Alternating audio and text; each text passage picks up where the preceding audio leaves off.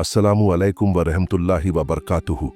दोस्तों, तारीख गवाह है कि जब भी अल्लाह का कोई लाडला अपने रब के इश्क में हद से गुजर जाता है तो दुनिया उसे दीवाना कहने लगती है। दुनिया की रीत देखिए, जो पत्थरों को जमा करे वो अक्लमंद, और जो पत्थरों की चोट खाकर भी दुआ दे वो पागल। आज हम आपको हिंदुस्तान की सरजमीन नागपुर के उस शहंशाह की दास्तान सुनाने जा रहे हैं जिसे दुनिया ने पागल समझकर लोहे की मोटी जंजीरों में जकड़ दिया था, जिसे सालों तक नागपुर के पागलखाने की काल कोठरी में बंद रखा गया। लेकिन अंग्रेज हुकूमत ये नहीं जानती थी कि उन्होंने जिस इंसान को कोठरी में बंद किया है वो जिस्म से तो कैद है मगर रूह से पूरी कायनात का सफर कर रहा है। वो वली जिसके दरबार में जिन्नात भी अदब से सर झुकाते थे, वो वली जिसने मुर्दों से बात की, और वो वली जिसके आगे वक्त और जगह की कोई कैद नहीं थी। तैयार हो जाइए अपनी रूह को तड़पा देने वाली उस सच्ची दास्तान के लिए। यह कहानी है हजरत सैयद ताजुद्दीन बाबा रहमतुल्लाह अलैह की। नागपुर से कुछ ही दूरी पर कामठी नाम की एक जगह है। यही वो जमीन है जिसे 27 जनवरी 1861 1277 हिजरी को एक महान रूह के इस्तकबाल का शरफ हासिल हुआ। जब हजरत ताजुद्दीन बाबा इस दुनिया में तशरीफ लाए तो देखने वालों ने देखा कि बच्चे के चेहरे पर एक अजीब सा जलाल और नूर था। आम बच्चे पैदा होते ही रोते हैं, दुनिया की हवा लगते ही चिल्लाते हैं, मगर किताबों में आता है कि ताजुद्दीन बाबा पैदा होने के बाद बिल्कुल खामोश थे। उनकी आंखें छत की तरफ टिकी थीं, जैसे वो किसी अनदेखी चीज का मुशाहिदा कर रहे हों। आपका नाम ताजुद्दीन रखा गया, और अगर हम आपके खानदान की बात करें तो आपकी रगों में वो खून दौड़ रहा था जो करबला के मैदान में भी नहीं झुका। जी हां, आप हुसैनी सैयद हैं। आपका शजरा हजरत इमाम हसन और इमाम हुसैन रजी अल्लाह अन्हु से जा मिलता है। आपके परदादा हजरत सैयद अब्दुल्लाह रहमतुल्लाह अलैहि अरब से हिंदुस्तान तशरीफ लाए थे, मगर अल्लाह अपने खास बंदों का इम्तिहान बचपन से ही शुरू कर देता है। अभी आपकी उम्र बमुश्किल 1 साल थी कि वालिद का साया सर से उठ गया, और जब आप 9 साल के हुए तो मां की ममता भी दुनिया छोड़ गई। जरा सोचिए, 9 साल का एक मासूम बच्चा जो यतीम हो चुका है। अब उनकी परवरिश उनकी नानी ने की, लेकिन शायद कुदरत उन्हें दुनिया के रिश्तों से तोड़कर सिर्फ अपने रिश्ते में जोड़ना चाहती थी। बचपन गुजरा, आप मदरसे में पढ़ने जाने लगे। आप बहुत ज़हीन थे, अरबी, फारसी और अंग्रेजी बहुत जल्दी सीखने लगे थे, लेकिन आपके अंदर एक खामोशी थी। आप बच्चों के साथ खेलते नहीं थे, बल्कि अकेले बैठकर आसमान को तकते रहते। फिर वो दिन आया जिसने ताजुद्दीन को ताजुद्दीन बाबा बना दिया। कामठी में एक बहुत बड़े मज्जूब वली रहते थे जिनका नाम था हजरत अब्दुल्लाह शाह रहमतुल्लाह अलैह। वो हर किसी से बात नहीं करते थे, हर किसी की तरफ देखते भी नहीं थे। एक दिन नन्हे ताजुद्दीन मदरसे में बैठे थे। अचानक हजरत अब्दुल्लाह शाह वहां तशरीफ लाए। उस्ताद और बच्चे सब हैरान रह गए। अब्दुल्लाह शाह की नजर नन्हे ताजुद्दीन पर पड़ी। उन्होंने अपनी झोली से एक खुरमा ड्राई फ्रूट निकाला, उसे खुद चबाया और फिर उस चबाए हुए खुरमे को नन्हे ताजुद्दीन के मुंह में डाल दिया। दोस्तों, ये सिर्फ एक खुरमा नहीं था, ये इश्क हकीकी की वो चिंगारी थी जिसने ताजुद्दीन के अंदर एक आग लगा दी। खुरमा खिलाते ही हजरत अब्दुल्लाह शाह ने एक अजीब बात कही। उन्होंने फरमाया, कम खाया करो, कम सोया करो और कम बोला करो, जाओ और कुरान पढ़ो। उस दिन के बाद से ताजुद्दीन बाबा की हालत बदल गई। किताबों में लिखा है कि उस एक निवाले ने उनके दिल से दुनिया की मोहब्बत को हमेशा के लिए निकाल फेंका। अब उनका पढ़ाई में दिल नहीं लगता था। वो वीरानों में चले जाते, जंगलों में भटकते और घंटों रोते रहते। लोग कहते बच्चा डिप्रेशन में है, लेकिन हकीकत यह थी कि वो बच्चा अब अपने रब से मुलाकात की तैयारी कर रहा था। उम्र बढ़ी तो घर वालों और नानी ने सोचा कि शायद काम काज में दिल लगेगा तो हालत सुधर जाएगी। 1884 में जब आप 20-22 साल के जवान थे, आपको मद्रास प्लेटून नंबर 13 में भर्ती करवा दिया गया। एक अल्लाह का वली जिसके हाथ दुआ के लिए उठने चाहिए थे, अब उसके हाथों में बंदूक थी।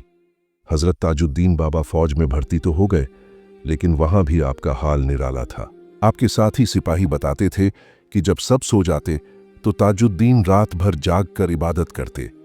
कई बार ऐसा हुआ कि परेड का वक्त हो गया, लेकिन आप वजू करके नमाज में ऐसे खो गए कि दुनिया की खबर ही नहीं रही। अंग्रेज अफसर आप पर गुस्सा होते, आपको सजाएं मिलती, लेकिन आप मुस्कुराते रहते। फौज की नौकरी के दौरान ही आपकी तैनाती हैदराबाद, सिंध और फिर बालाघाट जैसी जगहों पर हुई। यह वो दौर था जब आपके अंदर का जज्बा बढ़ता जा रहा था। अब उसे छुपाना मुश्किल हो रहा था। अक्सर रात को आपके खेमे से रोने की आवाजें आती। ऐसा लगता जैसे कोई अपने महबूब के लिए तड़प रहा हो। और फिर वो आखिरी रात आ गई। कहा जाता है कि एक रात आप फौज के कैंप में थे। अचानक दूर कहीं से कुरान की एक आयत की आवाज आपके कानों में पड़ी, या फिर आपके दिल पर इल्हाम हुआ। वह पैगाम क्या था? वह पैगाम था फु फिर्रू इल्लल्लाह, यानी दौड़ो अल्लाह की तरफ। बस ये सुनना था कि सब्र का पैमाना छलक गया। अगले ही दिन भरे बाजार में या परेड के दौरान अलग अलग रिवायतें हैं। आप पर एक ऐसी मस्ती छाई कि आपने फौज की वर्दी नोचकर फेंक दी। आपने अपनी बंदूक एक तरफ डाली और सरकारी नौकरी से हमेशा के लिए इस्तीफा दे दिया। अंग्रेज अफसर हैरान थे कि इतना होनहार सिपाही अचानक क्या कर रहा है। उन्होंने आपको रोकने की कोशिश की, लेकिन परिंदा पिंजरा तोड़ चुका था। अब ताजुद्दीन, सिपाही ताजुद्दीन नहीं रहे थे। अब वो एक मजजूब बन चुके थे। आपने दुनिया के कपड़े त्याग दिए। आप नागपुर की सड़कों पर बेखौफ घूमने लगे। कभी कीचड़ में लेट जाते, कभी जलती हुई धूप में घंटों खड़े रहते। बच्चे आपको पत्थर मारते, दुनिया वाले आपको पागल पागल कहकर चिढ़ाते, लेकिन आप हंसते और कहते, हाँ, मैं अपने रब का पागल हूं। लेकिन दोस्तों, इम्तिहान अभी खत्म नहीं हुआ था। असली इम्तिहान तो अब शुरू होने वाला था। अंग्रेज सरकार और नागपुर के अमीर लोग आपके इस बर्ताव से परेशान हो गए थे। उन्होंने एक ऐसी साजिश रची जिसने इंसानियत को शर्मसार कर दिया। तैयारी हो रही थी अल्लाह के इस शेर को पागलखाने में बंद करने की। आखिर वो कौन सा दिन था जब पुलिस ने आपको गिरफ्तार किया? और पागलखाने के अंदर ऐसा क्या हुआ कि अंग्रेज डॉक्टर के पैरों तले जमीन निकल गई? कैसे एक ही वक्त में ताजुद्दीन बाबा जेल में भी थे और बाहर बाजार में भी? दोस्तों, जैसा कि हमने पीछे बताया कि हजरत ताजुद्दीन बाबा फौज की नौकरी और दुनिया की मोह माया छोड़ चुके थे। अब आप नागपुर की गलियों में एक मजजूब की तरह घूमते, लेकिन दुनिया वालों को यह कहां बर्दाश्त था। तारीख थी 16 अगस्त 1892। नागपुर में एक यूरोपियन रिक्रिएशन क्लब था, जहां अंग्रेज अफसर और उनकी बीवियां शाम को पार्टियां करती थीं। एक दिन हजरत ताजुद्दीन बाबा उस क्लब के पास अपनी मस्ती के आलम में बिना कपड़ों के अर्धनग्न खड़े थे। आपको दुनिया के लिबास की कोई सुध नहीं थी। वहां मौजूद कुछ अंग्रेज ख्वातीन महिलाओं ने आपको देखा और पुलिस में शिकायत कर दी। बस फिर क्या था? पुलिस आई और अल्लाह के इस शेर को गिरफ्तार कर लिया। फैसला सुनाया गया कि यह शख्स पागल है और समाज के लिए खतरा है। और फिर हजरत ताजुद्दीन बाबा को नागपुर के पागलखाने में डाल दिया गया। जरा सोचिए, वो हाथ जो कायनात की तकदीर बदलने की ताकत रखते थे, आज उन्हें लोहे की हथकड़ियां पहना दी गईं। उन्हें पागलों के वार्ड में खतरनाक मरीजों के बीच फेंक दिया गया। अंग्रेजों ने सोचा कि अब किस्सा खत्म, लेकिन उन्हें नहीं पता था कि किस्सा तो अब शुरू हुआ है। पागल खाने के अंदर का मंजर बहुत डरावना था। वहां चिल्लाते हुए, चीखते हुए मानसिक मरीज थे। लेकिन गवाह बताते हैं कि जैसे ही ताजुद्दीन बाबा ने उस वार्ड में कदम रखा, एक अजीब खामोशी छा गई। जो पागल दूसरों को काटते थे, मारते थे, वो बाबा के कदमों में आकर पालतू बिल्लियों की तरह बैठ गए। हजरत ताजुद्दीन बाबा वहां भी अपनी मस्ती में रहते, कभी मिट्टी से खेलते, कभी हवा में बातें करते। पागल खाने के कर्मचारी और जमादार अक्सर देखते कि बाबा के पास रात के अंधेरे में एक तेज रोशनी चमकती है, लेकिन वो डर के मारे किसी से कुछ कहते नहीं थे। मगर सच कब तक छुपता? जल्द ही एक ऐसी घटना घटी जिसने पूरे पागल खाने प्रशासन की नींद उड़ा दी। उस पागल खाने का चीफ डॉक्टर था डॉक्टर अब्दुल मजीद। वो एक सख्त मिजाज आदमी था। एक रात डॉक्टर मजीद पागल खाने का राउंड लगाकर अपने क्वार्टर की तरफ जा रहा था। रात के 2 बज रहे थे। चारों तरफ सन्नाटा था। अचानक उसकी नजर पागल खाने के बाहर कंपाउंड पर पड़ी। उसने देखा कि एक शख्स चांदनी रात में टहल रहा है। डॉक्टर ने गौर से देखा, उसके पैरों तले जमीन खिसक गई। वो कोई और नहीं बल्कि हजरत ताजुद्दीन थे। डॉक्टर कांप गया। उसने सोचा, कैदी भाग गया, मेरी नौकरी जाएगी। वो भागा भागा वार्ड की तरफ गया। उसने देखा कि लोहे का भारी गेट बंद है। बड़ा सा ताला लगा हुआ है। उसने संतरी को नहीं जगाया, बल्कि खुद टॉर्च जलाकर कोठरी के अंदर झांका। अंदर का नजारा देखकर डॉक्टर की सांसें रुक गईं। कोठरी के अंदर हजरत ताजुद्दीन बाबा जमीन पर लेटे हुए थे और उनके पैरों में जंजीरें बंधी थीं। डॉक्टर ने अपनी आंखों को मला। अगर बाबा अंदर हैं तो बाहर कौन था? वो फिर दौड़कर बाहर गया तो देखा कि ताजुद्दीन बाबा अभी भी बाहर टहल रहे थे।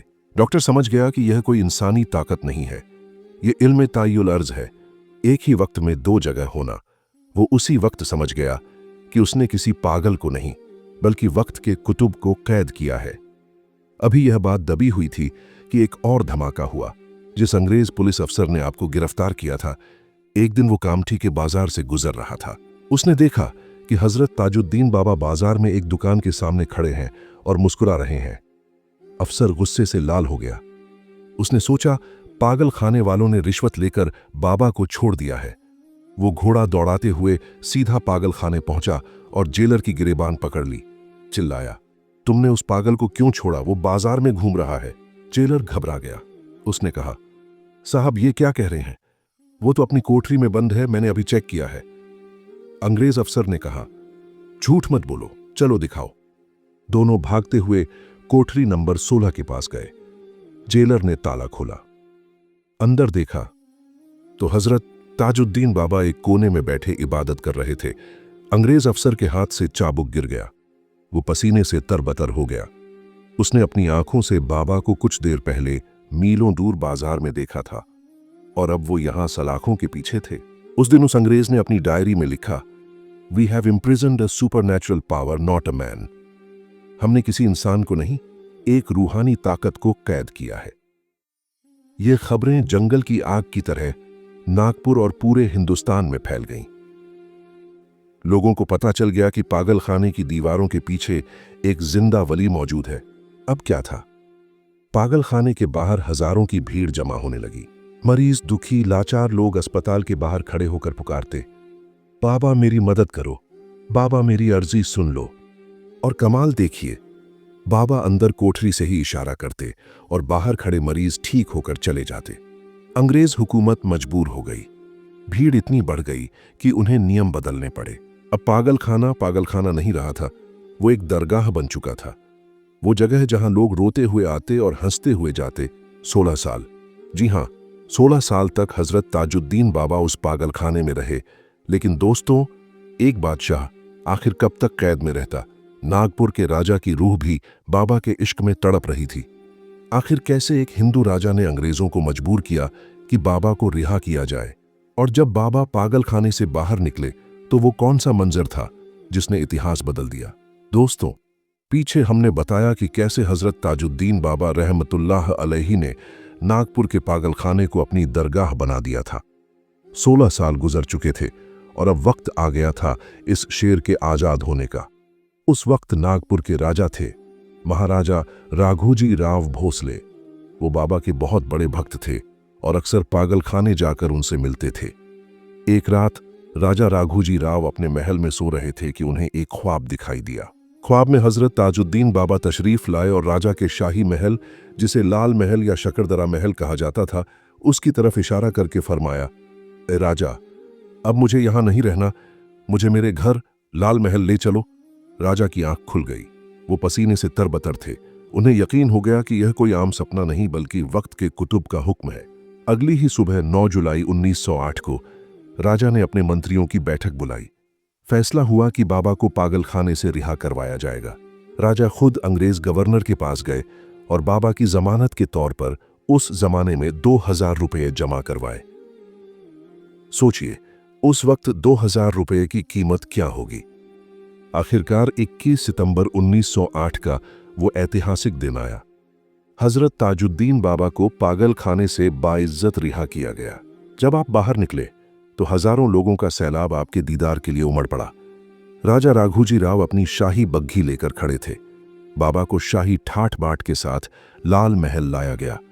अब देखिए, कुदरत का खेल, जिसे कल तक दुनिया पागल कह रही थी, आज वो नागपुर के राजा के महल में शहंशाह बनकर बैठा था। राजा खुद बाबा की खिदमत में खड़े रहते। अब लाल महल ही आपका नया आस्थाना बन गया था। लाल महल में आने के बाद करामातों का सिलसिला और तेज हो गया। किताबों में एक बहुत ही मशहूर और सच्चा वाकया दर्ज है जिसे सुनकर इंसान के रोंगटे खड़े हो जाते हैं। एक तवायफ थी जिसका नाम था गिरिजाबाई। वो बहुत बीमार पड़ गई। हकीमों और डॉक्टरों ने जवाब दे दिया था। उसके घर वाले उसे हजरत ताजुद्दीन बाबा के पास लाने की तैयारी कर रहे थे, लेकिन रास्ते में ही गिरिजाबाई की सांसें थम गईं। उसकी मौत हो गई। लोग रोने पीटने लगे। कफन दफन की तैयारी होने लगी। कुछ लोगों ने कहा, अब बाबा के पास ले जाने का क्या फायदा, वो तो मर चुकी है। लेकिन उसके चाहने वालों को बाबा पर यकीन था।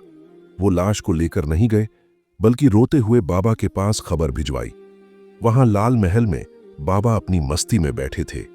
जैसे ही उन्हें खबर मिली कि गिरिजाबाई मर गई है, बाबा ने एक अजीब काम किया। बाबा उस वक्त चाय पी रहे थे। आपने अपने प्याले की बची हुई चाय एक सेवक को दी और जलाली अंदाज में फरमाया, जाओ ये चाय उस मुर्दा को पिला दो और कहो कि फकीर ने बुलाया है। लोग हैरान थे, मुर्दा चाय कैसे पिएगा? लेकिन हुक्म हुक्म था। सेवक दौड़ता हुआ गया। वहां मातम चल रहा था। सेवक ने जाकर कहा, हट जाओ, बाबा की चाय आई है। उसने जबरदस्ती उस मुर्दा जिस्म के मुंह में चाय की चंद बूंदें डालीं और बाबा का पैगाम सुनाया। तभी एक मौजिजा हुआ। चाय के हलक से नीचे उतरते ही गिरिजाबाई के ठंडे जिस्म में हरकत हुई। उसने अचानक अपनी आंखें खोल दी। वहां मौजूद लोग दहशत और खुशी से चीख पड़े। गिरिजाबाई उठकर बैठ गई और उसने सबसे पहला सवाल पूछा, सरकार कहां है? मुझे उनके पास ले चलो।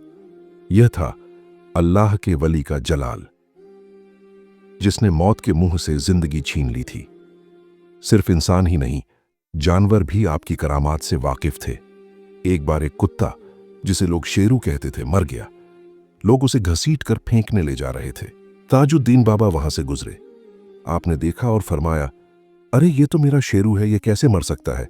आपने उसे अपनी लाठी से हल्का सा हिलाया और कहा, उठ जा। और देखते ही देखते वो मरा हुआ कुत्ता अपनी दुम हिलाता हुआ खड़ा हो गया और बाबा के कदमों में लौटने लगा। दोस्तों, हजरत ताजुद्दीन बाबा की जिंदगी ऐसे हजारों वाकयात से भरी पड़ी है। लाल महल में रहते हुए आपने बिना किसी भेदभाव के हिंदू, मुसलमान, अमीर, गरीब सबकी झोलियां भरी। नागपुर की जमीन गवाह है कि आपके दरबार से कभी कोई खाली हाथ नहीं लौटा। लेकिन हर जी रूह को मौत का मजा चखना है। वो वक्त भी करीब आ रहा था जब इस महान सूरज को हमेशा के लिए डूबना था। आखिरी वक्त में बाबा ने क्या वसीयत की और आपके विसाल के बाद आपके जनाजे में ऐसा क्या हुआ जिसने दुनिया को रुला दिया? ये सब बताएंगे, आगे सुनते रहे सीरत वॉइस। दोस्तों, अब तक आपने सुना कि कैसे नागपुर के राजा राघोजी राव हजरत ताजुद्दीन बाबा को पागल खाने से रिहा करवाकर अपने शाही महल लाल महल ले आए थे। वहां हर तरफ नौकर चाकर थे, सोने चांदी के बर्तन थे और शाही ठाट बाट था। लेकिन एक फकीर को दुनिया की चमक धमक से क्या लेना? हजरत ताजुद्दीन बाबा का दिल उस शाही माहौल में घबराने लगा। आपको तन्हाई पसंद थी ताकि आप अपने रब से बातें कर सकें। आखिरकार एक दिन आपने नागपुर शहर से दूर एक वीरान और डरावने जंगल की तरफ इशारा किया। वह जगह थी वाकी, जिसे आज हम वाकी शरीफ या छोटा ताजबाग के नाम से जानते हैं। उस वक्त वहां सिर्फ कांटेदार झाड़ियां और जंगली जानवर थे। लेकिन जब अल्लाह का यह शेर वहां पहुंचा तो वो वीरान जंगल कश्मीर की तरह खूबसूरत हो गया। वाकी जाने के दौरान एक ऐसा वाकया पेश आया जो आज भी इतिहास के पन्नों में सुनहरे अक्षरों में लिखा है। यह वाकया है रेलगाड़ी को रोकने का। किताबों में आता है कि एक बार हजरत ताजुद्दीन बाबा को अपने मुरीदों के साथ नागपुर से वाकी जाना था। आप स्टेशन पहुंचे, हजारों की भीड़ आपके साथ थी। जब ट्रेन आई तो आपके चाहने वाले आपके साथ ट्रेन में चढ़ने लगे। लेकिन ट्रेन का जो अंग्रेज गार्ड था, उसे यह भीड़ देखकर गुस्सा आ गया। उसने हिकारत से देखा और बाबा के मुरीदों को धक्के देकर नीचे उतारना शुरू कर दिया। उसने चिल्लाकर कहा, get down, this is not for you. बाबा चुपचाप सब देख रहे थे। जब गार्ड ने बदतमीजी की हद पार कर दी तो हजरत ताजुद्दीन बाबा ने जलाली अंदाज में बस इतना कहा, ठीक है भाई, अगर तुम हमें नहीं ले जाना चाहते तो हम नहीं जाएंगे, और अब देखते हैं तुम्हारी ये गाड़ी हमें छोड़कर कैसे जाती है। बाबा और उनके साथी ट्रेन से नीचे उतर गए और पटरी के पास जमीन पर बैठ गए। गार्ड ने सीटी बजाई, झंडी दिखाई। ड्राइवर ने इंजन चालू किया, लेकिन ये क्या, इंजन तो चालू था, भाप निकल रही थी, पहिए जोर लगा रहे थे, मगर ट्रेन अपनी जगह से 1 इंच भी नहीं हिली। ड्राइवर ने पूरी ताकत लगा दी, इंजन की आवाज गूंजने लगी, लेकिन पहिए जाम हो चुके थे। इंजीनियर आए, सबने चेक किया, मशीन में कोई खराबी नहीं थी। फिर ट्रेन चल क्यों नहीं रही? तभी भीड़ में से किसी ने गार्ड को समझाया, अरे नादान, तूने वक्त के बादशाह को ट्रेन से उतारा है, अब जब तक वो इशारा नहीं करेंगे यह लोहे का डिब्बा नहीं हिलेगा। अंग्रेज गार्ड का पसीना छूट गया। वो दौड़ता हुआ आया और बाबा के कदमों में गिर गया। उसने माफी मांगी। बाबा मुस्कुराए और फरमाया, चलो अब ले चलो। जैसे ही बाबा ने इजाजत दी, ट्रेन बिना किसी मरम्मत के फौरन चल पड़ी। उस दिन अंग्रेजों ने मान लिया कि साइंस की हद जहां खत्म होती है, वहां से विलायत की हद शुरू होती है। हजरत ताजुद्दीन बाबा की शान निराली थी। अक्सर सख्त गर्मी के मौसम में भी आप आग जलाकर उसके करीब बैठते थे। कभी कभी तो आप जलते हुए अंगारे अपने हाथों में उठा लेते, लेकिन आग आपके जिस्म को जलाती नहीं थी। एक बहुत मशहूर सच्चा वाकया है। एक शख्स बाबा के पास आया जो कोढ़ या किसी लाइलाज बीमारी का शिकार था। उसके जिस्म से बदबू आती थी, लोग उससे दूर भागते थे। वो रोते हुए बाबा के पास आया। हजरत ताजुद्दीन बाबा उस वक्त एक ऊनी शॉल या कोट पहने हुए थे। आपने अपनी वो शॉल उतारी और उस बीमार शख्स के ऊपर डाल दी, और फिर आपने जलती हुई लकड़ी या अंगारा उस शॉल के ऊपर रख दिया। लोग डर गए कि वो आदमी जल जाएगा। कपड़ों से धुआं निकलने लगा। वो आदमी घबराया, लेकिन उसे जलन महसूस नहीं हुई। कुछ देर बाद जब बाबा ने वो शॉल हटाई तो सब हैरान रह गए। आग ने उस आदमी के गुनाहों और बीमारी को जला दिया था, मगर उसका जिस्म बिल्कुल ठीक था। उसकी जिल्द साफ हो चुकी थी। बाबा फरमाते थे, यह दुनिया की आग कुछ नहीं, असली आग तो गुनाहों की है। वाकी शरीफ में एक बार लंगर का इंतजाम हो रहा था। भीड़ बहुत ज्यादा आ गई और खाना कम पड़ गया। बावर्ची घबराया हुआ बाबा के पास आया और बोला, सरकार, लोग हजारों हैं और खाना खत्म होने वाला है, बदनामी हो जाएगी। बाबा उस वक्त आराम फरमा रहे थे। आपने बेपरवाही से फरमाया, जाओ उस देग पर कपड़ा ढक दो और अल्लाह का नाम लेकर निकालते जाओ। बस याद रखना, अंदर झांक कर मत देखना। बावर्ची गया। उसने कपड़ा ढका और खाना बांटना शुरू किया। 1 घंटा बीता, 2 घंटे बीते। हजारों लोगों ने खाना खा लिया, बर्तन भर भर कर ले गए, मगर उस एक देग से खाना खत्म ही नहीं हो रहा था। यह हजरत ताजुद्दीन बाबा की जिंदा करामात थी, जो बताती है कि अल्लाह वालों के लंगर में कभी कमी नहीं आती। दोस्तों, वाकी शरीफ में आपने रूहानियत के वो चिराग जलाए जिनकी रोशनी आज भी कायम है। लेकिन दुनिया फानी है, हर किसी को जाना है। हजरत ताजुद्दीन बाबा की उम्र अब 60 साल से ऊपर हो चुकी थी। आप अक्सर अपने दोस्तों और खादिमों को इशारों में बताने लगे थे कि अब मेरे जाने का वक्त करीब है। आखिर वो कौन सी तारीख थी? बाबा ने अपनी मौत से पहले क्या निशानियां बताईं? और जब आपका जनाजा उठा तो आसमान में ऐसा क्या देखा गया कि लाखों लोग रो पड़े? दिल थाम कर बैठिएगा, क्योंकि हम आगे जानेंगे हजरत ताजुद्दीन बाबा का विसाल और आखिरी सफर। दोस्तों, हर कमाल को जवाल है, जो आया है उसे जाना है। हजरत ताजुद्दीन बाबा रहमतुल्लाह अलैहि अब अपनी जिंदगी के आखिरी पड़ाव पर थे। वाकी के जंगल से आप वापस नागपुर के लाल महल सक्करदरा तशरीफ ले आए थे। सन 1925 का साल शुरू हो चुका था। बाबा की तबीयत नासाज रहने लगी थी। जिस्म कमजोर हो रहा था, मगर चेहरे का जलाल और आंखों की चमक पहले से भी ज्यादा तेज थी। अगस्त का महीना था। बाबा अक्सर अपने खादिमों से फरमाते, अब जाने का वक्त आ गया है। नागपुर के लोग सहम गए थे। कोई भी इस सूरज को डूबते हुए नहीं देखना चाहता था। राजा राघोजी राव भोसले और उनके परिवार वाले दिन रात आपकी सेवा में लगे रहते। हकीमों और डॉक्टरों ने पूरी कोशिश की, मगर अल्लाह के वली को अब अपने रब से मिलने की जल्दी थी। तारीख आई 17 अगस्त। इस्लामी तारीख के हिसाब से मुहर्रम का महीना था। सोमवार का दिन था। शाम ढल रही थी। लाल महल के कमरे में खामोशी थी। बाबा अपने बिस्तर पर लेटे हुए थे। आपके पास आपके खास मुरीद और राजा का परिवार मौजूद था। ठीक शाम के वक्त हजरत ताजुद्दीन बाबा ने अपनी आंखें खोलीं। एक बार सबकी तरफ देखा, मुस्कुराए और अपना हाथ हवा में उठाया, जैसे सबको आखिरी दुआ और आशीर्वाद दे रहे हों। और बस इसी शान के साथ उस महान रूह ने जिस्म का पिंजरा तोड़ दिया और अपने हकीकी मालिक से जा मिले। इन्ना लिल्लाहि व इन्ना इलैहि राजिऊन। जैसे ही यह खबर बाहर आई, पूरा नागपुर शहर थम गया। कहा जाता है कि उस रात नागपुर के किसी घर में चूल्हा नहीं जला। क्या हिंदू, क्या मुसलमान, क्या अमीर, क्या गरीब, हर आंख नम थी। ऐसा लग रहा था जैसे हर बच्चे ने अपना बाप खो दिया हो। अगले दिन यानी 18 अगस्त को आपका जनाजा उठाया गया। दोस्तों, इतिहास गवाह है कि नागपुर ने उससे पहले और उसके बाद इतना बड़ा जनाजा कभी नहीं देखा। लाखों लोगों का सैलाब उमड़ पड़ा था। भीड़ इतनी थी कि तिल रखने की जगह नहीं थी। सबसे हैरान करने वाली बात यह थी कि जनाजे में सिर्फ मुसलमान नहीं थे, बल्कि हजारों की तादाद में हिंदू, सिख, ईसाई और पारसी भी रोते हुए चल रहे थे। हजरत ताजुद्दीन बाबा ने अपनी पूरी जिंदगी इंसानियत को जोड़ा था और आज उनका जनाजा इसकी गवाही दे रहा था। राजा राघोजी राव भोसले खुद जनाजे के साथ नंगे पैर चल रहे थे। जनाजे को ताजबाग लाया गया। ये वही जगह है जिसे बाबा ने अपनी जिंदगी में ही पसंद कर लिया था। जब आपको कब्र में उतारा जा रहा था तो देखने वालों ने देखा कि फिजा में एक अजीब सी खुशबू फैली थी और आसमान पर एक रूहानी नूर छाया हुआ था।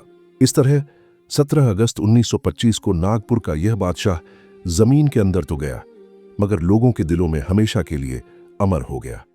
आज भी नागपुर में ताजबाग शरीफ मौजूद है। वहां का गुंबद आज भी लाखों लोगों को अपनी छांव देता है। लोग कहते हैं कि ताजुद्दीन बाबा आज भी वहां से फैज लुटा रहे हैं। वहां जाने वाले बीमार शिफा पाते हैं और परेशान हाल सुकून पाते हैं, चाहे कोई किसी भी धर्म का हो। बाबा के दर पर सब एक बराबर हैं। यही एक सच्चे सूफी की पहचान है। दोस्तों, यह थी हजरत ताजुद्दीन बाबा रहमतुल्लाह अलैहि की मुकम्मल और सच्ची दास्तान। हमने यह पूरी कहानी और तमाम वाकयात इन प्रामाणिक किताबों, ऑथेंटिक बुक्स से लिए हैं ताकि आप तक सच पहुंचे। ताज उल औलिया, लेखक करीम उल्लाह शाह। हयात ताजुद्दीन बाबा, जिसमें उनके समकालीन लोगों की गवाहियां दर्ज हैं। तज़किरा ए औलिया ए हिंद। हमारा मकसद सिर्फ अल्लाह वालों की सच्ची सीरत आप तक पहुंचाना है, बिना किसी मिलावट के। दोस्तों, अगर इस वीडियो ने आपके दिल को छू लिया हो और अगर आपकी आंखों में भी आंसू आए हों, तो कमेंट बॉक्स में या ताज या सुबहान अल्लाह लिखकर अपनी हाजिरी जरूर लगाएं। ऐसी ही और सच्ची रूहानी दास्तानों के लिए आपके अपने चैनल सीरत वॉइस को सब्सक्राइब करना न भूलें। और आखिर में मेरी एक खास दुआ उन तमाम भाई बहनों के लिए जिन्होंने इस दास्तान को पूरा सुना है। या अल्लाह, अपने इस लाडले वली हजरत ताजुद्दीन बाबा के सदके और तुफैल से इन सुनने वालों की हर वो जायज़ तमन्ना पूरी फरमा जो ये बरसों से अपने दिल में दबाए बैठे हैं। या रब, इनके घरों से परेशानियां दूर कर दे और इनकी झोलियों को खुशियों से भर दे। आमीन सुम्मा आमीन। मिलते हैं अगली वीडियो में एक और अल्लाह वाले की दास्तान के साथ। अल्लाह हाफिज।